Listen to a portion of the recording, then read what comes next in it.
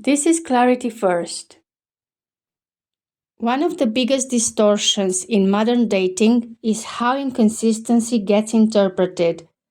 Hot and cold behavior, flaky communication, one word texts, bare pings that appear without substance.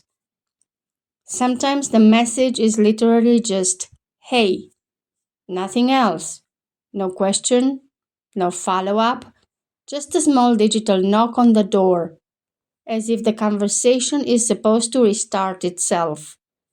You've probably seen this before. A message appears and you look at the screen thinking, is that the whole message? Many people see these signals and immediately start trying to decode them. They search for explanations.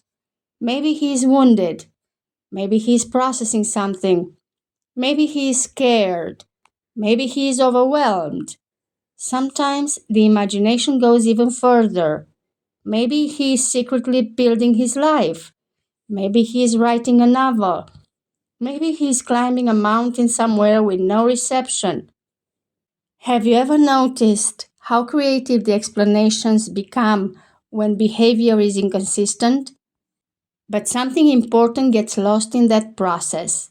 The problem is not that people try to understand behavior. The problem is that interpretation starts replacing observation. And when that happens, people stop reading what is actually present. Because the correct response is not only emotional aversion, the correct response is lawful reading. See it accurately, name it accurately, value it accurately. Do not over-decorate it, do not over-spiritualize it, do not over-psychologize it. Do not write hidden nobility into weak form. Hot and cold behavior is often romanticized.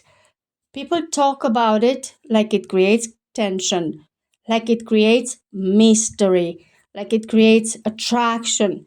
But inconsistency is not mysterious and it is not attractive. Hot and cold behavior is not sexy. It is simply unstable attention. And if you step back for a moment, you can probably recognize the pattern immediately. Warm message one day, silence the next, then suddenly warm again, then distant again. This is the further refinement because sometimes people can agree with this intellectually while still secretly granting nobility to the behavior. They say, yes, this is unattractive, but maybe he's wounded, maybe he's processing, maybe he's scared, maybe he's overwhelmed. But even if some of that is true, the visible form is still the visible form. What is visible still governs the valuation. When communication is inconsistent, that inconsistency is information. When attention is weak, that weakness is information. When effort is minimal, that minimal effort is information. These signals are not mysteries to romanticize, they are evidence. Because what is real does not appear one day and disappear the next. If it's real, it continues. If it doesn't continue, then it's not real. The mind tries to explain inconsistency. Maybe he's busy. Maybe he's overwhelmed. Maybe something is going on. But none of that changes what is actually happening. Inconsistent behavior is not hidden depth. It is inconsistency, and sometimes the rhythm becomes very predictable. Warm one day, cool the next, then warm again, then distant again. It starts to feel a little like emotional weather.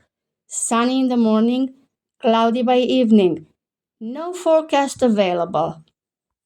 And at some point, you start realizing this is not mystery.